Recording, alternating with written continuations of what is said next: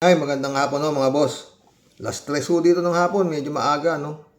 Oh, ginaw, ang lamig ng hangin. Bigay lang ho tayo ng reaction dito, no? Sabi ni Pulong, kung Paulo Duterte may babala kay PBBM, nagbigay ng matinding, sabi rito, Pulong, pag ang tatay ko na mayapa sa kulungan, di ko gagawing mapayapa ang Pilipinas. Ayan, ingay ng pusa. Ito ay sabi nagbigay ng matinding pahayag si Pulong Duterte kaugnay ng posibilidad na magkaroon ng masamang mangyari sa kanyang ama niya. Ayon kay Pulong, hindi niya papapayagan na manatiling payapa ang bansa kung may mangyaring hindi kaanis-nais sa kanyang ama habang nasa kustudiya ng ICC. Kapag ang tatay ko na mayapa dito sa kulungan, di ko gagawing mapayapa ang Pilipinas. Puta hayop pa. Ani Duterte, sa isang maikling pahayag na agad nag-viral online. Ang kanyang babala ay nagdulot ng samot-saring reaksyon mula sa publiko, mula sa pag-aalala hanggang sa mga diskusyon tungkol sa tensyon sa politika at ang papel ng pamilya Duterte sa kasalukuyang administrasyon. Maraming netizen na nagbigay pansin sa matapang na prangkang pananalita ni Paulo na nagpapakita ng kanyang determinasyon na ipagtanggol ang kanyang ama habang patuloy na umiikot ang isyu sa politika at legal na usapin sa bansa. Tayop to si Pulong. Ano? Binasa ko lang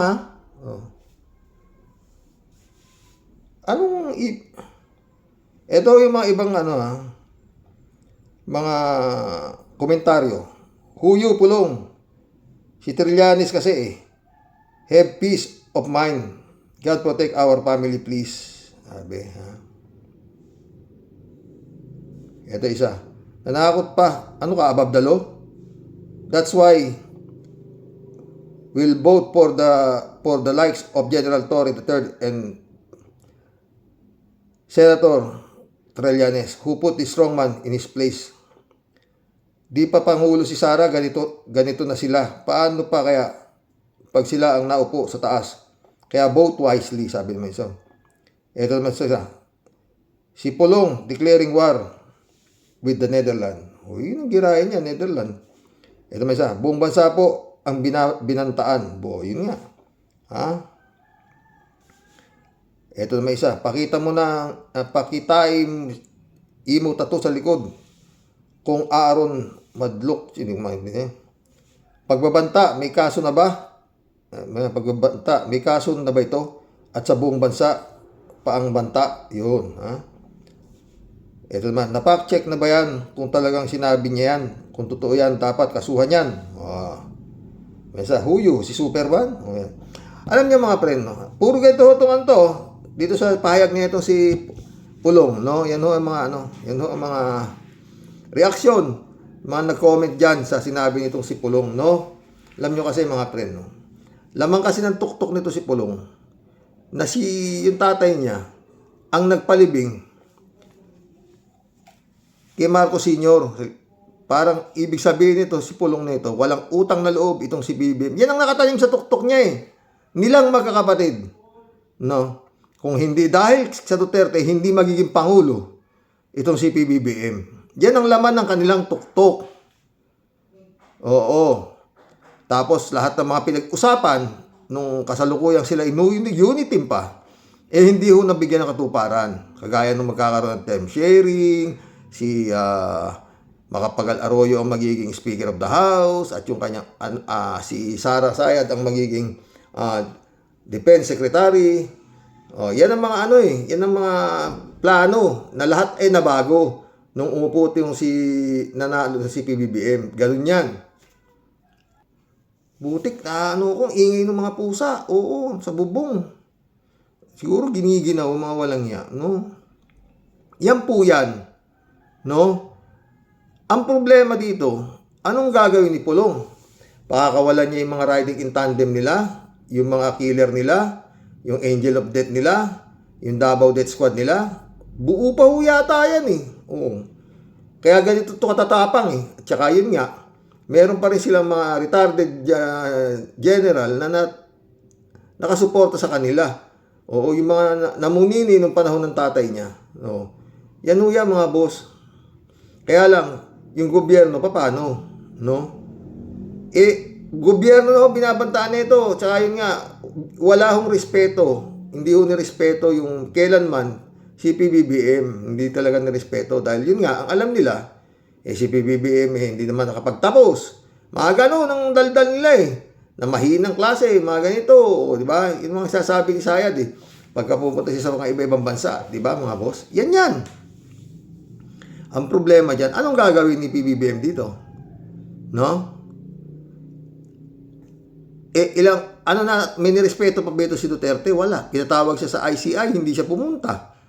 Wala namang nagsasampa may nagsampa man ng kaso.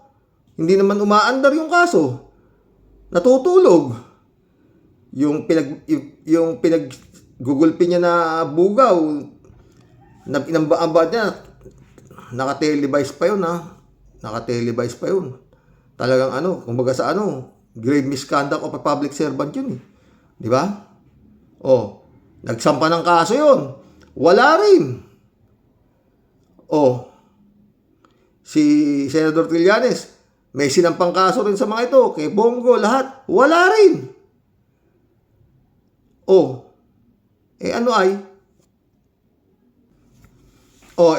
Eto naman mga boss.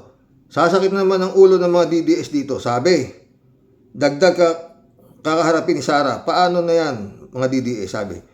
Si Senador Trillanes nagsampa, mag-file ng kasong plunder, graft at malversation laban kay Vice President Sara Duterte. At ang magpapaliwanag nito ay ang presidente at founder ng TSM na si Miss Josie Acosta.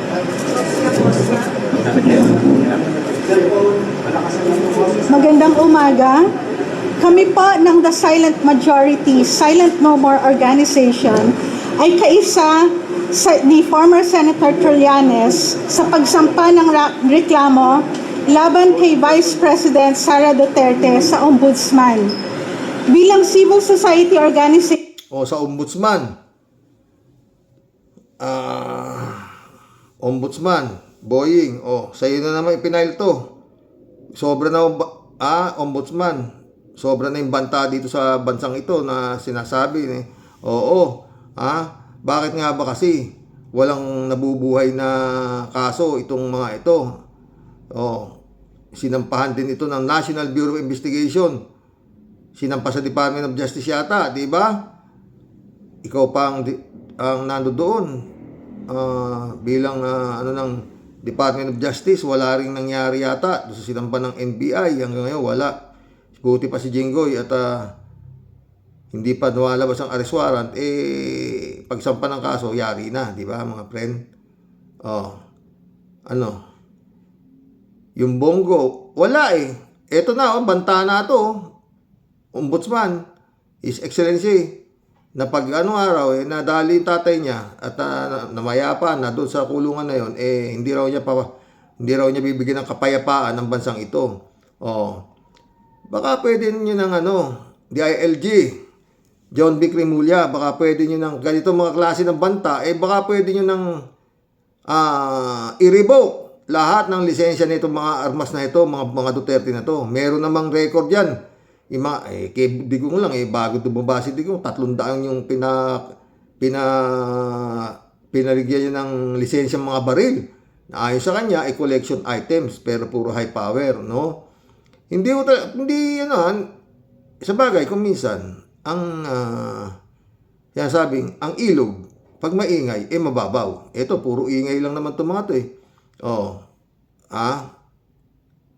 Kaya lang, meron nga silang pwedeng utusan, gamitin ang kanilang pera ng mga taong pwedeng gumawa ng kanilang nagagawa sa bunganga. Kaya pag nagbunganga yan, kaya sinabi nito si Sayad, di ba? Pag may nangyari sa akin, may kausap na akong assassin, patayin mo si Bongbong, si Lisa at saka si Martin. parang tukoy na nga nito si Sayad na meron siyang na siya ay pinapapatay na ng Marcos para siya ay mawala na sa kanilang landas. Yan ang nasa tuktok niya. Kaya sabi niya, kakaiba ako kay Ninoy, hindi siya nakaganti. Dahil hindi siya nagbilin. Ako, nagbilin ako. May pinagbilinan na ako. Pag ako nayari, yariin mo rin sila para makaganti ako. Ganun ang mentalidad nila eh. Di ba? Ayon sa kanila, hindi naman tayo nagsasabi dyan, mga boss. Di ba? Ngayon pa, paano na? Kaya nga, ay naku. Yung hearing ko kahapon, puro tanggi sila, bunuan, lahat, mga pinagtuturo ni Bernardo, tinanggi nila lahat, pinalabas nila, sinungaling si Bernardo. Oo, hindi totoo, lahat. Siyempre, sino ba naman aamin, di ba? Mga friend, sa kanilang kasalanan, walang aamin. Basta't itong Duterte na to, mga boss, talagang ang sama ng loob nila sa Marcos, talagang abot langit na, aabot impyerno na talaga. Dahil yun nga nakatanim sa kanilang utak, kung hindi sa kanila, hindi magiging presidente etong si PBBM. At kung hindi dahil sa kanila, hindi malilibing sa libingan ng bayani yung kanilang ama na matagal nang nakahimlay doon sa kanilang bahay. Yun. Tapos ginanito raw sila, ganito. Puta. Sino ba nag-umpisa? Di ba mga friend? Lahat ng layaw, binigay nga sa kanila nito si Bongbong eh. Hingi si Sara ng pera, bilgay, 125 million, inubos, 11 days, 9 days lang yata, ubos. Tapos, pag-upo, nirekomenda siya nito, inappoint siya nitong si BBM na sekretary ng DepEd. Pag-upo sa kamera, ganda salita ni Sara, bigyan niyo ikaw ng 100 bilyon at tatapusin ko lahat ang problema ng DepEd sa loob ng 6 na taon. Ganun kagarapal. Diba? 100 bilyon ang hinihingi. Dami, no? 100 bilyon. Gaano karami ang 1 trilyon? 1,000 trilyon? Ay, 1,000 bilyon? Siguro ganun Kasi 100 bilyon ang hinihingi niya eh. Kung 1 trilyon, hindi ko alam yan eh. Masyadong malaki na. Ibig ba sabihin, 1,000 bilyon? 1 trilyon? Ganun ba yun? Puta, ang laki. Tama ba ako? Hindi naman pwedeng sabihin 10 bilyon kasi hinihingi ni Sayad eh. 100 bilyon.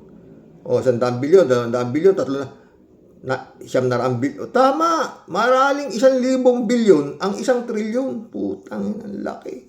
No? Kaya ang gusto nitong mga Duterte, itong si Marcos, itong si BBM na to, lahat ng gusto nila, susundin ng itong gobyerno ni Marcos kasi sila, yan ang laman ng tuktok nila. Kung hindi sa kanila, hindi magiging presidente si Bongbong. At hindi malilibing yung tatay nila. Ganong kalaki, utang na loob na sinasabi. Ang putang na, hindi nila alam kung ano nagawa naman ni Bongbong sa kanila. Paulit-ulit, no? Kung hindi sa Marcos, hindi magiging presidente si Digong. Babalik na naman tayo sa unang baitang nitong Digong na to eh. Walang yan Digong na yan, hindi nga kilala yan eh. Davao lang siya kilala, tumakbong presidente. Substitute candidate pa kay Tino na isang majority candidate, pinayagan naman nitong Comelec. Bakit pwede bang presidential candidate ka, magiging substitute candidate ka sa isang majority candidate na nag-back out? Pumayag.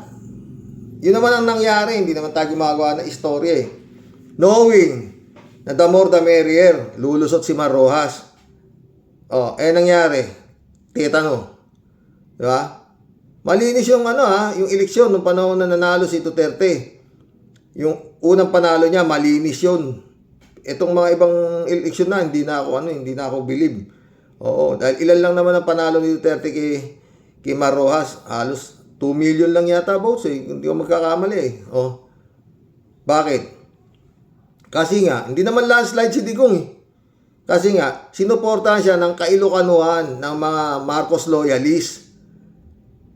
Samantalang si Marcos natalo. Tumakbong vice-presidente kay Miriam Defensor Santiago. Hindi naman siya sinuportahan ni Digong ng mga Duterte. Ang sinuportahan ng mga Duterte paulit-ulit etong si Caldero dahil ito ang vice presidential candidate ni Digong na yan ang kanyang ikinakampanya. Huwag niyo ako iboto kung hindi niyo boto ito si Cayetano. Yun ang kampanya. Hindi naman kailanman kinampanya ni Duterte si Bongbong Marcos. Paulit-ulit, puta. Samantalang tong Duterte, ito si Baba, eto si Aimee, ang nagbigay pa ng 30 milyon sa kanyang kandidatura. Plus sumuporta pa si Aimee Marcos kay Duterte. Bakit? Dahil nga, yun nga, papaulibing ito si Marcos Sr. sa libingan ng mga bayani kung mananalo. Nanalo nga. Di tinupad yung pangako. Kung hindi pa siya sinuportahan ng kailukanuhan, mananalo ba yan? Hindi yan mananalo. Maruwas ang lulusot. Ganun yung nangyari. Pero yun nga, kung hindi pinatakbo, hindi pinayagan ng Comelec yan, dahil hindi naman po pwede nga Pwede ba yun? Majority candidate si Tino. Tapos, nag-substitute si Digong sa kanya, hindi naman mayor ang tinakbo presidente. Yun ang nangyari. And the rest is nakakatakot na yung nangyari nung naupong presidente, si Duterte. Ayan na. Unang-una na agad ang sabi, si Michael Yang ang aking economic advisor. Si Bongo, nagkapwesto na lahat. Sila, lahat ng puro Davao na, yung mafia na. Di ba? Si Bato, ikaw ang PNP chief. Si Bantag, ikaw ang sa Bucor. Gusto ko to si Bantag ito naghahagis ito ng granada. Lahat ng mga yun. Ganun na nangyari. Hindi naman nakialam si Bongbong doon sa administrasyon ni Duterte hindi siya nakialam. Walang ginawa si Bongbong kung hindi magprotesta na siya ay nadaya ni VP Leni Robredo. Lahat hanggang nagkaroon na ng binubuksan lahat ng mga balota para bilangin ang kung naging malinis o nadaya nga siya, wala namang nakita, lalo pa yata lumaki lamang ni VP Leni. Yun ang nangyari, di ba mga friend? Ngayon nagbabanta siya, wala naman. Nakinabang ba si Bongbong sa mga kwartang meron bang record si Bongbong? Wala nga trabaho si Bongbong Kasi nga, talo siya, di ba? Di wala siyang posisyon sa gobyerno nung nakaupo si Digong. Meron bang pinapil si Bongbong? May hiningi ba si Bongbong sa ginawa nila sa bansang Pilipinas? Wala. Di ba? Pinalibing yung tatay niya, di okay na kay Bongbong. Pasalamat siya na ng pasalamat dahil yun nga ang kahilingan ng kanyang ama, malibing siya. Di alam nila kaya lang naman nanalo si Digong. Yun nga dahil sa vote ng Ilocano. At yun nga nagsanib yung boto ng mga naniniwala rito kay Digong. Di ba? Yun ngayon meron pa ba? Wala na. Paubos na ng paubos yung sumasambaro sa karton, sa daig. Ay nako. Punta tayo din sa super lap-in sa Senado. Ayan ang putang ina, balot na balot yung mukha nung gago. Magnanakaw din siguro to. Kaya ganito. Regional Director ng DPWH, bakit nagtatago? RD pala to. Kinatago nitong gago nito. Si Kiko. Government employee. Bakit siya nagtatago? Maybe he's protecting himself from shame. I am begging the indulgence of all the good senator Matanong ko lang, bakit po kailangan naka-hood kayo at saka nakatakip? Yes, Mr. Chairman, because this might set a precedent for all other witnesses we will call here. They will request that their faces be covered. Your Honor, it's my request po as the good chair stated a while ago for my protection po. English speaking, magaling mag-English, ano, arte nga eh. Pero tanga, no? Hindi nga alam kung may sira rin sa ulo, no? Pagyan natin kung bakit para sa akin itanga itong gago nito. Eh, hindi naman maging regional director to nang hindi nakapag-aral. Pero bakit ganito katanga? Oh. Hihiya siya dun sa mga kasamahan niya o kung sino kaya ayaw maipakita yung kanyang... Ano talaga tama si Senator Pangilinan? Ano? It could set a bad precedent. Baka lahat ng witnesses namin, resource person, nakatalubong. At hindi namin papayagan, unfair yun. Your Honor, I will comply naman po kung ano po ang sasabihin. I think, that's the ruling of the chair. Kindly expose your face.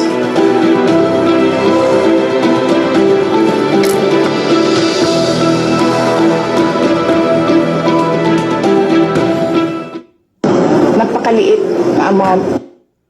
Ha? Ayun, gago. Isang Google lang, labas na yung mukha niya.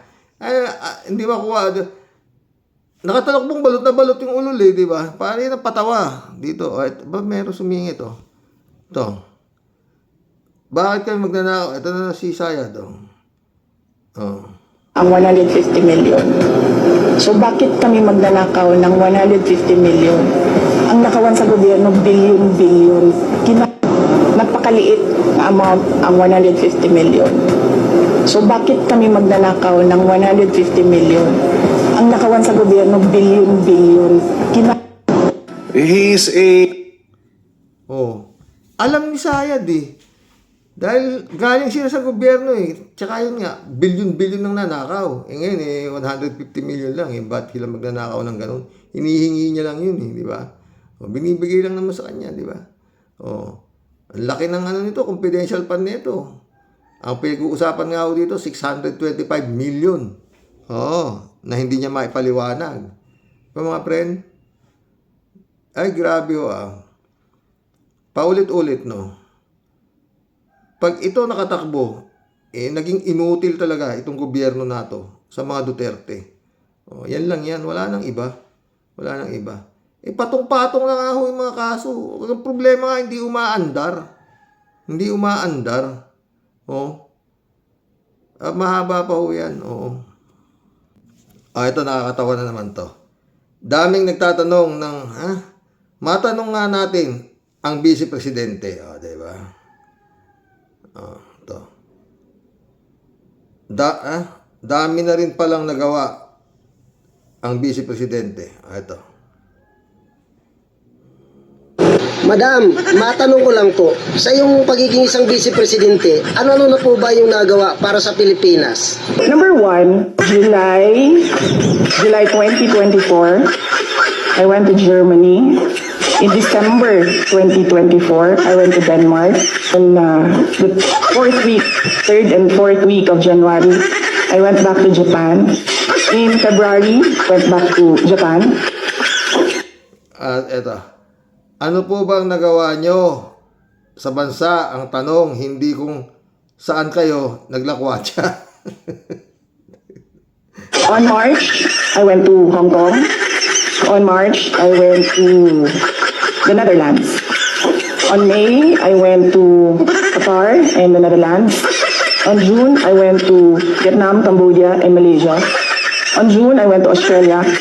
On July, I went to the Netherlands and the Republic of Korea. And very recently, from August to September, I went to Kuwait, the Netherlands, France, and Belgium. Naku po, madam, ang dami na po pala. So, madam, meron pa po kayong balak tumakbo bilang isang Pangulo ng Pilipinas? Of course. Aray ko.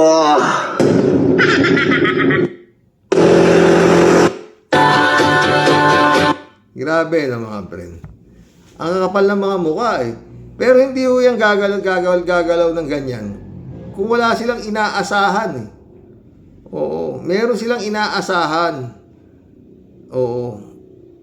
na handa silang tulungan. Oo, meron silang inaasahan yan. Meron niyang ano. Kasi alam naman nila na hindi sila karapat-dapat na eh. Oo. Gaya yan. Anong ano nga yan? Anong uring vice presidente yan? Oo. Di ba? Sa lahat ho na naging vice presidente, ito ho ang pinakawalang kakwenta-kwenta. Sa totoo lang. Oo. At ganoon din yung kanyang ama. Oh. Mabuti ngayon, mayroong mga ganyang hearing sa Senado at kinukustyon yung mga korupsyon, may mga nakukulong, may mga nagbabalik. Nung panahon ni Digong, wala eh. May ganyan ba kagulo sa Senado? Sa Kongreso?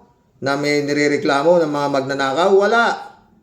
Meron minsan si Dick Gordon, Blue Ribbon Committee rin yata ni Dick Gordon, inaiimbestigahan itong Parmali na to nung panahon ng pandemya. Ha? Dahil itong Parmali, ano putang yun? 625,000 ang kapital, ibinigyan ng mahigit 11 bilyon yata. Nakakuha ng 11 bilyon proyekto sa Pilipinas. Yung kumpanya ng mga incheck na ang naging pinansyata ay si Michael Yang o ano-ano. Ganun na nangyari, talagang garapal. Ginarapal ho yung Parmali. Pero nung nag-iimbestiga na si Dick Gordon, sabi ni Digong, lahat yung mga resource person dyan, huwag kayo pupunta. Sagot ko kayo. Di ba yung Gargani, nakahuli pa sa Davao, patakas na, nakasakay na sa replano. May nakulong ba? Nakulong, sandali lang, nakalaya na. Nasaan na yung mga yun? Sila Gargani, wala na lahat eh. Ang nakulong lang yata yung yung bata ni Bongo, nakapagpiyansa naman agad. Labas agad. Ganun ang layo. Maski pa paano, ito si PBBM, may ginagawa, at saka may mga samantalang nung panahon ni Digong, anak ng putang ina. Tignan mo ngayon, lahat yung mga proyekto niya ng mga build, anak ng puta. Bumagsak yung tulay, dito sa Bella. Grabe. Pero yun nga, itong nakawanato, na naiimbestigahan sa Senado, nitong panahon ni Bongbong, grabe rin talaga. Garapal. Diba? Garapal talaga. Ginarapal. Puro tanggi naman ang tanggi yung mga ano doon. Pero ganun pa man. Ang pinag-uusapan ho rito, bilyon. Pero yung dapat ang asintahin, yung 51 billion ni Pulong, tsaka yung paano yung ginawa nila sa mga pera na, yun muna kasi, tsaka na to, tupalo. Umpisahan niyo sa ugat doon. Wala eh. Nagbabanta na nga si Pulong Duterte, di ba? Pag may nangyari sa tatay ko, hindi malayo yan. Iuutos lang naman nila eh. Sa dami ng kanilang pera. Di ba? Ang dami ng kanilang pera. Kaya nilang guluhin ang Pilipinas. Kayo nga, hindi pa sila nakapwesto. Nagugulo nila eh. Di ba? Sila lang naman ang magulo eh. Sila ang talagang ugat ng kagulo na to. Sinampahan ng impeachment si PBBM. Yung ate niya naman, kapatid ba talaga ito si Amy na ito? Ikayan, peke, ikayan, sinampan niya. Siya, di ikaw magsamba, di ba? Amy Marcos on brothers impeachment. Kasama si Marco Beta. Marco Lecta. 5 hours ago lang to. Kaya nahiya to si Amy. Na impeachment complaint versus PBBM po. Tatanungin niyo ako. Isa na naman drama series na mukhang tatagal ng 1 taon.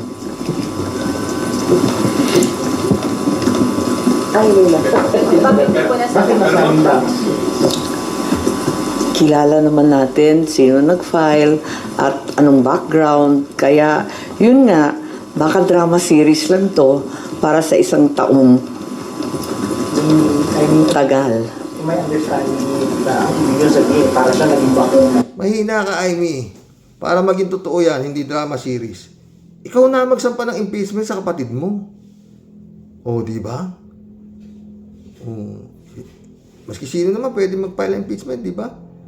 Total para sa'yo, drama lang yan. Di, tutuhanin mo na, ikaw na mag-file ng impeachment sa kapatid mo para mas maganda yung drama. Di ba? Tuloy. O ikaw nagsabi. Tama ba yung Wala talagang pinapahamak ang media ng bonggang-bongga. Yan naman. Tama ba yung tindi ko? Yun na lang. To that effect, oo, siguro. But do you think it will succeed? Yung mga grounds na given dun sa... Hindi ko nabasang maigi kasi natatawa ako sa itsura. Bakit ma'am? Ba't nakakatawa? Wala. Masyadong obvious na drama series. Marami tayong napanood na pelikulang ganun eh. Yung isa pong grounds doon, yung ginatid po yung drug use. Bumenta na yun sa takilya. Oh. Ma'am, yung isang grounds po kasi doon sa 6 na nilisa complaint, yung supposed drug use po ni President. Doon po sa grounds yun, do you think dapat po ma-impeach po yung kapatid matagal sa president? Hindi ko po alam. Hindi ko nabasang maigi.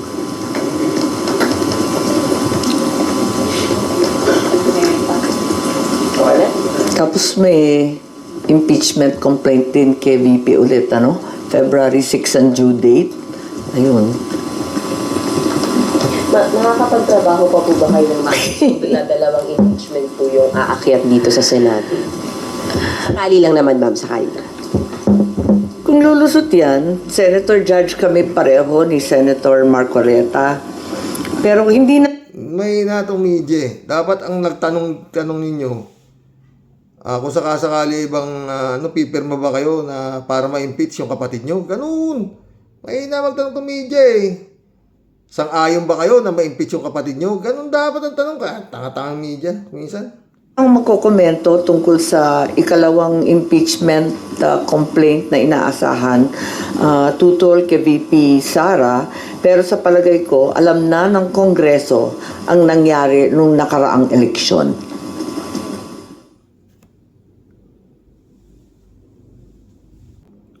Baka mamaya, makapag-vlog pa ako o bukas. Pero may vlog ako mamaya tungkol sa mga magkakapatid. Para maano ko na hindi ako makikit over dito sa hipag ko May bablog ako mamaya maganda. Sabi ng pastor, magkulab na muna tayo. Pag-usapan nun natin siguro baka bukas yung kalagayan at kung para sa akin anong pwedeng mangyari dito kay Bong Revilla, no? Nakulong na ho siya doon sa Quezon City, sa Payatas. Dating basurahan ho yan na ginawang kulungan, no? At magkakasama yata sila doon nila Hernandez. At alam nyo budget, 100 peso a day sa pagkain. Bukas yung pag-usapan natin. Talagang buhay, weather lang. Pero baka mahirapan hong makalabas yan. Kung talagang Librado Ludovico, shout out. Blessed morning to all warriors watching from Edmonton, Alberta, Canada. God bless po, stay safe and healthy. Makakulong si Bong Revilla at sana may kasunod pa. Meron yan. Mukhang seryoso na pero yun nga.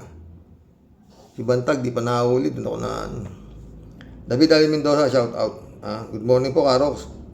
Second ako, dapat nga po kansilahin na din ang mga guns license ni Digong. Di ba? Wala naman pong gagamit nun.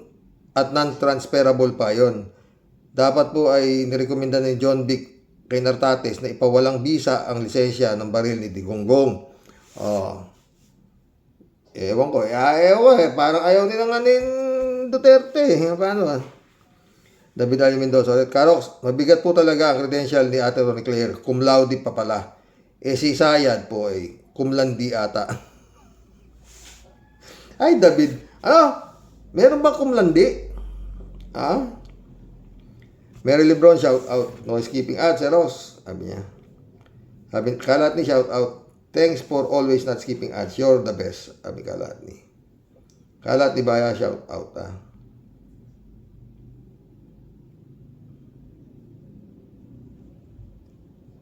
David Ali Mendoza ulit. Dapat po, Karox, may background music na di na natuto. Nakanta kay Gary B habang nagsasalita si Bong Revilla para mas convincing ang mga sinasabi niya. At saka wag na silang isali ang Panginoon Diyos sa mga pinagagawa nilang kawalanghiyaan. Di po ba kasama siya 10 utos ng Diyos, sa 10 utos ng Diyos yan, na wag gagamitin ang kanyang pangalan sa walang kapararakan o kabuluhang bagay. Alam mo, David, okay naman yan, banggitin niya yan. Kung wala siyang kasalanan, hindi siya pababayaan ng Panginoon. Pero kung totoo yung pagnanakaw na yan, baka ibang Diyos naman ang tinatawag niya. Dalawa ang Diyos. Yung Diyos na isa, baka hindi siya pabayaan. Di ba? Baka doon siya nananawagan. Kasi, kung ikaw magnanakaw o totoong nagnakaw ka, ang panawagan mo dapat doon sa Diyos ng mga demonyo. Kasi dapat alam mo sa sarili mo na, pero kung wala siyang kasalanan, ang sinasabi niya, tama lang na manawagan siya sa Panginoong Panginoon Diyos. Diba? Rodelio Felipe, shout out. Maraming nabibili ng pera kahit na maka-Diyos kuno, sabi niya. Shirley Jaser, shout out ha. Wow naman. Wow, galing naman ni Atty. Claire. Paano kaya kung si Sara hindi anak ni Duterte, Karox? Ano kaya ang mararating niya? Baka maski barangay captain, hindi ba manalo yan eh. Brent Sherby sa Peda, shout out. Christian Sen, July 7 Alcantara. Analisa Apolinar, shout out sa inyo mga friend. At sa inyong mga pamilya. Ha? Sabi ni Prince Sherby, no? Sir Rox, bago po ako bumanat doon kay Mr. Budot Pogi, angas ng Cavite. Siyempre, pa Sir Rox. Dito muna po tayo sa ating super idol po natin na katipunera ng Manila chapter. Wala po siyang ipinagkaiba sa ating Pink Lady na si Ma'am Leni Robredo. Walang bahid, anomalya, at kahit anong korupsyon, kahit saang anggulo mo po tignan, Sir Rox. Totoo naman. Sana yan nga magtandem eh. O either maski sino sa kanilang presidente at vice-presidente, sigurado talaga yan. Yan, tapos ang mga senadores nila, sila Trillanes, yan. Ganda sana. Na? Saka yung si Justice Carpio, dapat may pwesto yun. Galing-galing. Sila Secretary Ronald Llamas, Christian Isguera, Richard Hidarian, Vlogcaster. Puta solid ha. Wala eh. Tuloy natin kay Tia Deli.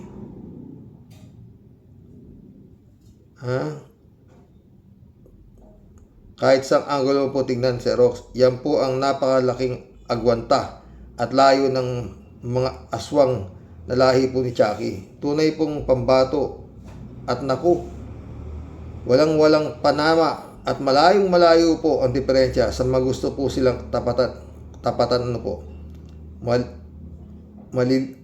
Malilinis ang budhi, makatao at makadiyos po, Sir Rox. Wala ka na pong ibang hahanapin pa kung tunay na tapat na paglilingkod sa bayan ang pag-uusapan po, Sir Rox. Pareho po silang super idol ng mas nakararami, maliban na lang po doon sa mga pamilyang pusakal at mga DD shit. Totoo yan, tao-tao, Tia Deli. Walang halong pag-iimbot at tunay na katapatan ang hangad pong paglilingkod sa ating pong mamamayan. Kaya kung meron man pong dapat na saluduhan ng malupit ay may kasamang matunog na palakpakan, saludo po tayo sa ating dalawang magigiting na idol, Sir Rox. Team Rabcast, tunay pong katipunera, palaban at wala pong inuurungan. At dumako naman po tayo dito sa ating tunay na daw na makisig na Mr. Action man ng pelikula, Sir Rox. Ang masasabi ko po bakit po palaging nag-aalala at nasasambit at tumatawag po sa Diyos? Pag siya po andyan na sa sitwasyon ng lugmok na nabisto na kanyang mga tiwaling gawa at pagnanakaw, Sir Rox, di pa po siya talaga nadala, Binigyan niyo na siya ng Diyos. Binigyan na po siya ng Diyos ng pangalawang pagkakataon, nakalusot na sa kaso dahil sa magic ng koneksyon sa una. Baka ibang Diyos nga tinatawagan yan, Tia Deli. Bakit nung ginagawa mo yung krimen yan, krimen Sir Budot, hindi mo naisip at naalala ang Diyos? Baka nga iba Diyos niya, hindi naman, dalawa nga ang Diyos eh. Diba? Diyos ng kadiliman at Diyos ng kaliwanagan. Kahit ang pamilya mo na sinasabi mong nakakaawa, saan banda doon, sir, yung nakakaawa? Aber, isa kayo sa may sinasabing angkan at pamilya, sikat na sikat kahit sa sulok ng bansang Pilipinas. Pero ang mali, Sir Budot, parang nakalimutan mo yata na di araw-araw Pasko. At di palaging ikaw makakalusot, di ba, sir? Di ka pa talaga nasiyahan kung anong sobrang biyaya at grasya na binigay sa inyo ni Lord.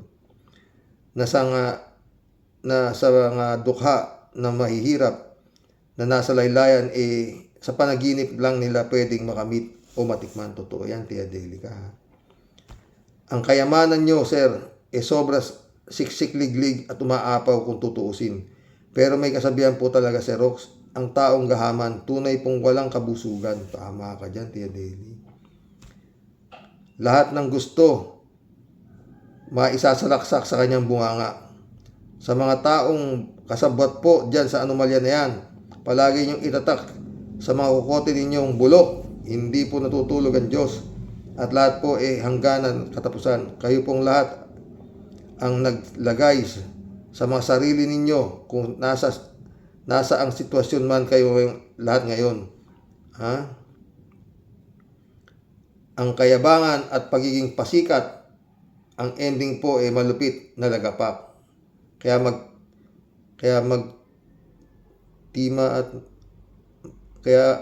magtima at magsisi at taimtim na humingi ng tawad sa Diyos. Siya lang po, Sir Rox, ang tanging nakakaalam ng lahat. Kaya wag pong palaging masyadong mapagyabang at masyadong mga akala mo kayo kung sino. Masakit, pero buti yan sa inyo. Kasi puro kayo gahaman. Di kayo naawa sa mga kababayan ninyong pinagnanakawan nyo. Dapat isunod na dyan si Boy Dila, Bongo, Jinggoy, Panis, Nakeso, mga leche, kinam. Michelle Edwin Mike, shout out ha. Christian Cheng Nak, shout out.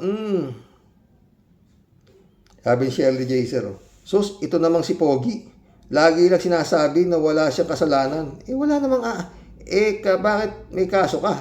Pasalamat ka nga at pinakawalan ka ni Duterte. Wala kasi kayong kabusugan. Buti pang hayop sa inyo. Pag nabusog, hihinto na ng kakain. Kayo, ginawa nyo na kasing business ang pagpasok sa politika. Diyan kayo nagiging bilyonaryo, tapos sasabihin mo ngayon, ipagdasal ka. Hindi kami naawa sa iyo. Mas naawa kami sa mga nalunod na sa baha. Mga tinamaan kayo ng lintik. Galit Sherry Jason. John Lagon, my friend, Pastora, shout out. Eman Escalona, anak. Friend Amy Bingson, Dolor Garcia, shout out sa inyo. Rodelio Alpiloro. Hello po, Sir Rox. Salamat at isa sa mga makukulong mga magnanakaw sa Kabanang Bayan. Sana sunod na si Jingay, Kilay at si Jesus is Lord na sinungaling at marami pa. Ingat po. Ingat, God bless us all po. Ingat, Rodelia, ha.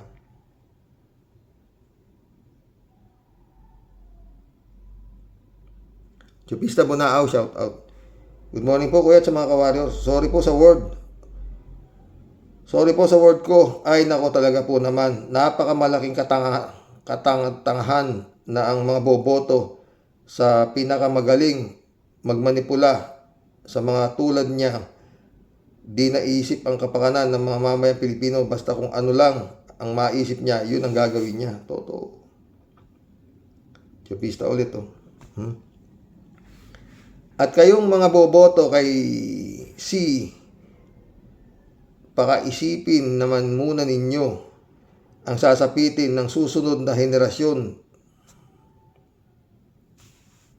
natin, dahil sila ang mas mahihirapan kung magkataon na si Inday Lustay ang mananalo o Ginoong mahabag ka po sa amin. Huwag mo pong ipahintulot na manalo ang presidente ng impyerno. God save the Philippines. Nakibongbong na yan. Romeo Calusa. Gandang gabi, Karox.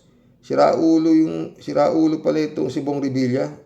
Wala raw due process. Paano yun mga pinatay ng panahon ni Duterte? At paano yung mga dinugas mo sa kaban ng bayan? Yung ba ay may due process? Number mo kang inutil na senador, dapat yan ang ipinaglaban mo. Paluin kita sa ulo mo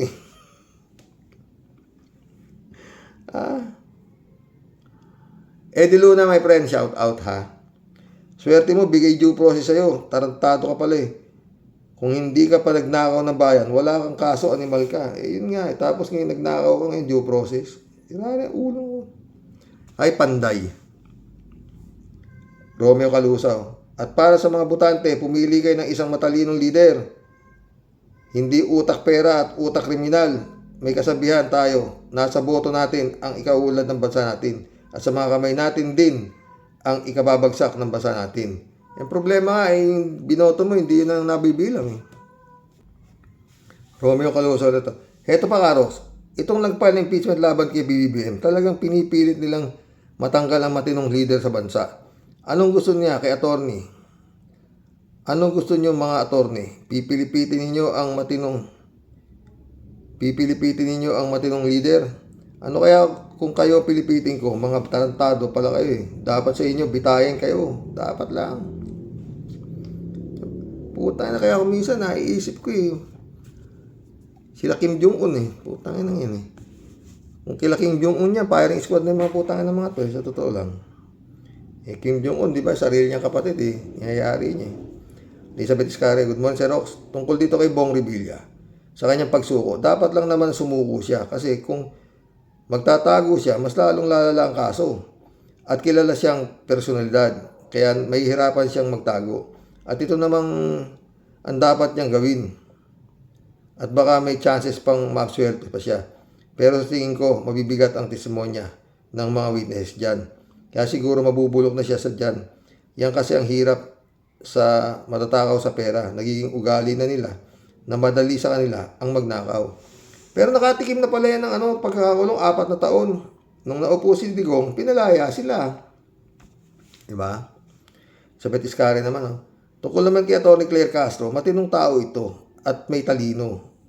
Hindi basta talino, Elizabeth At may panindigan. Kaya kung matitinong tao lang ang mga butante, siya ang pipiliin. Kaya lang, kung papapiliin naman itong kung pagpipiliin naman itong si Claire at si Sarang Buang, parang matinong tao lang ang boboto dito. Ang problema, mas maraming bobong butante at sobrang sarado utak, lalo pa sa mas maraming pera itong si Sarang Buang. At kaya niya pang magbayad dyan sa mga Comelec. Baka lang di ba? Yun nga yung mangyayari doon. Agnes Ginto. Welcome to the club, Agnes Ginto. Good morning, idol, from San Diego. 3J Siopo. Alam mo, Sir Rox, yung mga nagsasabing weak leader si BBM, as I have said before, narrative yan ng mga DDS para isaksak sa isip ng bawat Pilipino na yun na nga si BBM, ang tawag dito self-deception. Yung panindigan natin isang kasinungalingan hanggang tanggapin ng taong bayan na weak nga si BBM. Kaso, ang tadhana ay umayon kay BBM. Panay ang reklamo ng tao na walang ginagawa ang BBM kahit meron naman. Ayaw lang nilang i-recognize para ibagsak nila si BBM. O nga, medyo matagalan ang aksyon ni BBM sa kadahilan ng hindi basta-basta ang kalaban. Unang sign ng strong leader ni BBM nang kumalas siya kay Sara Duterte. Yun ang pinakamalakas na sign ni BBM ay matalino. Nakakuha niyang kumawala sa isang kampo ng kadiliman. Sunod na ang pagkakakulong ni Gongdi. Aba, sige nga, sino ang palagay niyo ang makagawa niyan?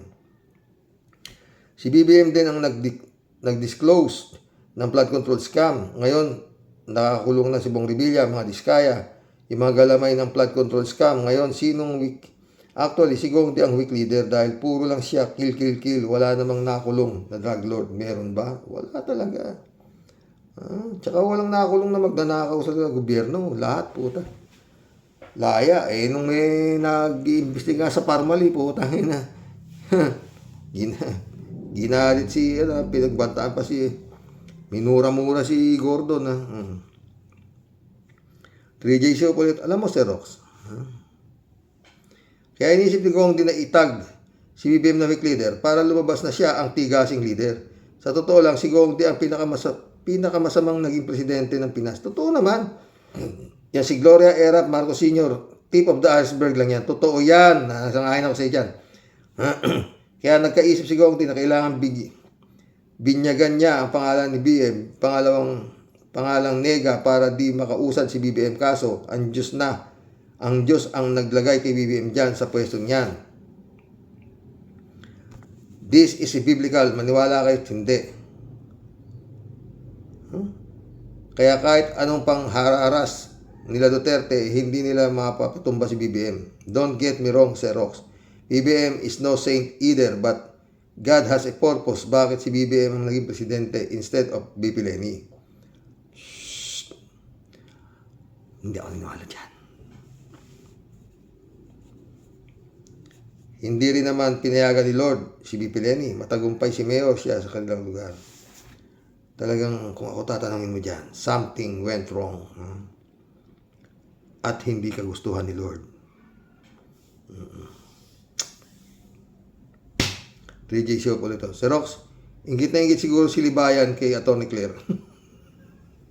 Naisip mo na naman yan. Di lang naging Yusek ngayon, malamang ikakandidato pa bilang presidente sa 2028. Watch out sa mga bidrada na naman ni Libayan against our Miss Beautiful Yusek Atty. Claire. Umiikot na naman ang puwet ni Libayan. Paano kaya niya aatakihin si Yusek Claire? Wala na yun, parang may tama na rin yun no? Basta idolo niya si Magalong, natural naman. Biyanan niya 3J po ito. Ito na nga ba sinasabi ko, Sir Rox?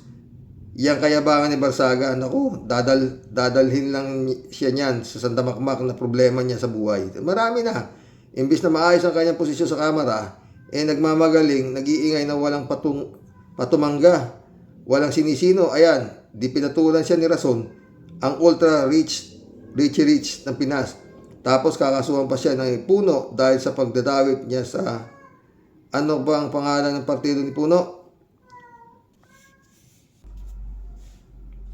At tiyak ko meron pa ring magsasampa ng reklamo o kaso dyan kay Barsaga. Hindi siya tatantanan at malamang sa alamang masipa na sa kamera. Saan siya pupulutin? Ay, napakabait naman kasi. Napakabait naman kasi kayo. Magpakabait naman kasi kayo. Ang magpakabait yung mga siraulo nga yan. At may tililing. Ted, shout out Ted Tama ang drama, Bong. Hindi ka nag-iisa. Sana nga makakulong kayong lahat para naman ganyang pagkakataon na sambit nyo ang pangalan ng Diyos. Yan ang hirap sa inyo. Pag nahuli kayo at ikukulong, laging kayong mga banal. Pero habang nangungulimbat, wala kayong naaalala. Sige, pasok. Marilo Pabianak, shout out Itapter na po tayo sa mga ka-warriors. Ayan, tuloy sa halip na second time the sweetier, mas mararamdaman niya ngayon ang tunay na pagtitiis sa kulungan. O hindi dahil sa inosente ka, tunay na gumawa ka ng pagnanakaw sa kaban ng bayan. Yan mo naman mararamdaman mo rin ang nararamdaman ng isang ordinaryong Pinoy. Diba? Diyan di mga my friends, shout out Oy, mission accomplished mga boss. Hindi tayo inabot na 1 oras. Oo. No? Grabe, no? Marami pa magagandang topic. Oo. Pero yun nga, His Excellency, pakumpiskan mo na lang, DILG. Pakumpiskan nyo na lahat ang mga armas niya, mga Duterte na yan. Ano ba kasi? Ang dadami. Tapos yung kay Bong Revilla, kinuha nyo, dadalawan po pala. 300 yung kay Digong. Magandang hapon po mga boss.